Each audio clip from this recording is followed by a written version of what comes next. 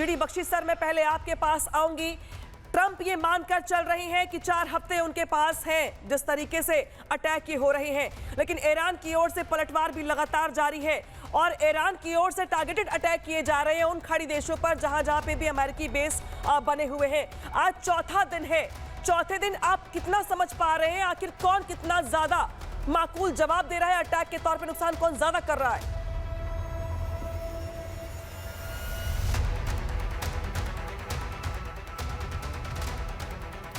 बख्शी साहब तक आवाज नहीं आ पा रही है। यहाँ पर मैं समरपाल जी आपसे ही यही सवाल, चूंकि अनामिका जो कह रही है उसमें एक एड ऑन मैं ये कर दे रहा हूँ कि मिसाइल जो है, जो हम दिखा भी रहे हैं कि जारगोस माउंट रेंज है, उस सुरंग में मिसाइल बेस है, तमाम जो मिसाइलें हैं वहाँ अभी भी सुरक्षित हैं। ड्रोन बेस ऐसे कई सारे हैं जहाँ लाखों की संख्या में ड्रोन हैं। तो ईरान के पास अभी क्या इतनी ताकत है कि वो महीनों सालों तक इस युद्ध को ले जा सकता है?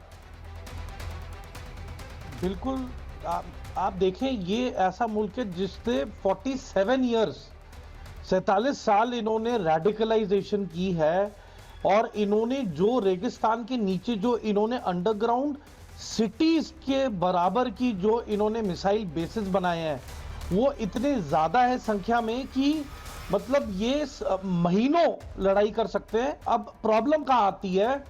लॉन्चर्स की। इन्हें चाहिए लॉन्चर्स जिसके ऊपर की मिसाइल लोड होके वो लॉन्च होए।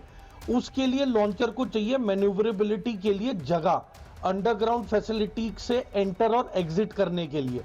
तो देखें, लॉन्चर्स सबसे मेन टारगेट है आज की तारीख में एलाइड फोर्सेस का।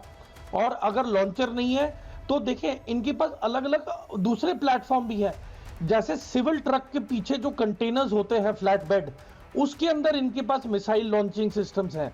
तो बेसिकली इन्होंने कैमोफ्लेज किया हुआ है। ये ट्रक्स ओपनली भी अवेलेबल है और ये सुरंगों के नीचे से भी आते हैं, तो वो तो टारगेट हो ही रहे हैं कॉन्स्टेंटली। ऊपर से अभी हम जैसे बात कर रहे हैं तो लेबनान में अभी हजारों की तादाद में ड्रोन अटैक चल रहा है नॉर्थ इजराइल में। अभी नोटिफिकेशंस आ रही हैं। तो देखिए, अगर मिसाइल्स नहीं है तो ड्रोन काम करेंगे और ड्रोन इनके ऐसे हैं कि ये रिवर्स इंजीनियर्ड है आरक्यू रीपर सीरीज के, जो यूएस का रीपर ड्रोन है। और इनकी अलग अलग रेंजेस हैं, 450 किलोमीटर, 250 किलोमीटर से लेके 1500 किलोमीटर तक ये 12-12 घंटे हवा में रह सकते हैं और ये एमुनिशन लोड भी गिरा सकते हैं और ये डिटेक्ट भी नहीं हो पाते। तो देखिए, ये लड़ाई आसानी से रुकने नहीं वाली है। ये लड़ाई बहुत लंबी चलने वाली है और जिस तरीके से पीट हेग्सेथ कॉन्फिडेंस दिखा रहे हैं कि उनके मेन टारगेट क्या है, पर मैं इतना ही कहना चाहूंगा कि जिस तरीके से इन्होंने खोमेनी को पहले दिन ही मार दिया, पूरी लीडरशिप को खत्म कर दिया, उसकी वजह से जो आम पब्लिक है ईरान की, उसमें एकजुटता काफी आई है। जो एक दृढ़ निश्चय है कि नहीं, हमारी सोवरेनिटी को इन्होंने खत्म करने की कोशिश की है। तो जो रेडिकल बंदा जो थोड़ा सा भी इनसे पिछड़ रहा था या दूरी बनाने की कोशिश में था, अब वो भी यूनाइट हो चुका है कि लड़ेंगे। इसके अलावा इनके पास जितने भी शिया फाइटर है, मैं आपको बता दूं कि अभी यमन के जो हूती हैं उन्होंने अपना असला बारूद अभी खोला नहीं है, वो भी अभी चुप होके बैठे हुए हैं। उसके बाद सिर्फ हिजबुल्लाह ने हरकत की है। क्यों? क्योंकि परसों हिजबुल्लाह का जो हेड ऑफ इंटेलिजेंस है उसको मारा गया है और जितने भी इनके फाइनेंशियल बिल्डिंग्स और लोकेशंस थी उसको इजराइल ने बॉम्ब किया है। उसकी रिटेलिएशन में अब ये ड्रोन अटैक्स हो रहे हैं और मिसाइल अटैक इजराइल पे कर रहा है हिजबुल्लाह। बिल्कुल। उसके अलावा जो इराक में जो मिलिशिया है, शिया मिलिशिया, वो सीरिया का जो शिया मिलिशिया है और आईसिस फाइटर, वो तब ही ईरान में आ चुके थे जब प्रोटेस्ट सबसे अपनी पीक पे थे। आधा तो उन्होंने सफाया किया है, 25,000 जो प्रोटेस्टर थे।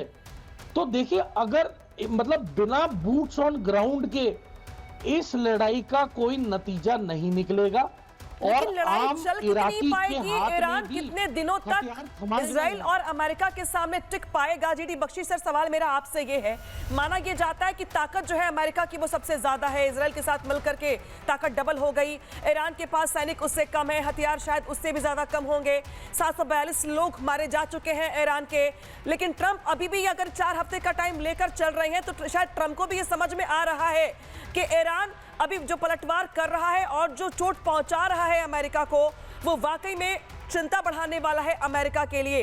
इस बीच वो खाड़ी देश डिफेंसिव मोड में भी आ रही हैं जो अब तक बैकअप सपोर्ट कर रहे थे अमेरिका को या इस अटैक को, वो थोड़े डिफेंसिव मोड में भी आ गए हैं। तो जरा आपसे समझना चाहेंगे कि अगले कुछ दिन कुछ घंटे कैसे देखते हैं आप इस युद्ध को लेकर के बाकी खाड़ी देशों के मद्देनजर भी?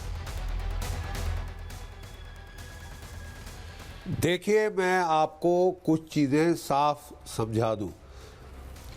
ईरान ने इराक के बरखिलाफ 8 साल युद्ध किया था, तो ये कहना किसी का कि बस वो जल्द से जल्द फोल्ड अप होके खत्म हो जाएंगे, डोनाल्ड ट्रंप का फैन क्लब ज्वाइन कर देंगे, टेल मी अनदर जोक।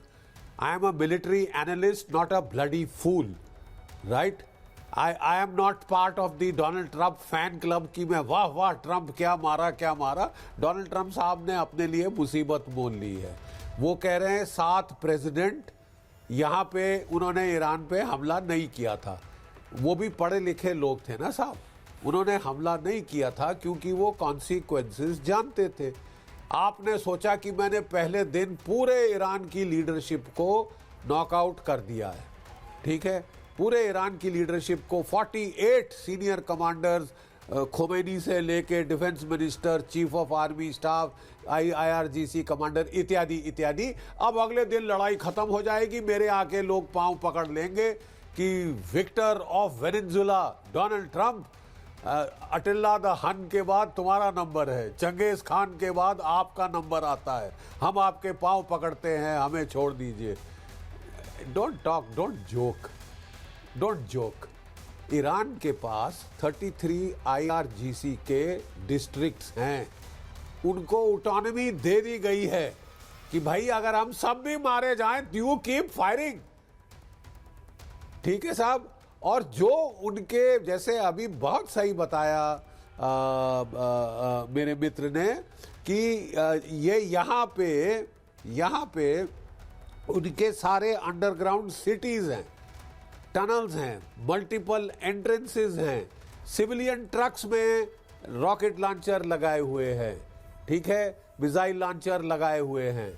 और the fact on the ground, let's go by facts on the ground, let us not go by propaganda, let us not go by information war narratives churned out by CNN or Fox News or whosoever. The simple fact is, 1 घंटे के बाद Israeli American attack के 1 घंटे के बाद Iran की retaliation शुरू हो गई थी। ये रिटेलिएशन कम नहीं हो रही।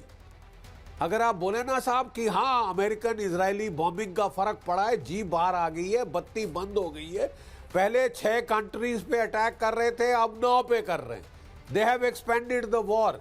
इजराइल पे ताबड़तोड़ अटैक कर रहे हैं, अमेरिकन बेसिस पे ताबड़तोड़ अटैक हो रहा है। पहले कहा था साहब कोई नुकसान नहीं हो रहा हमारा, हम तो सब शूट डाउन कर रहे हैं। बिल्कुल सर, और ये आपका जो आकलन है ये साफ तौर पर बता रहा है कि डोनाल्ड ट्रंप ने एक तरह से मुसीबत मोल ले ली है कि अब कहां तक इस युद्ध को वो ले जाते हैं। ईरान चूंकि पलटवार करने और खास तौर पर उन खाड़ी देशों और इजराइल में लगातार पलटवार करने के मूड में है,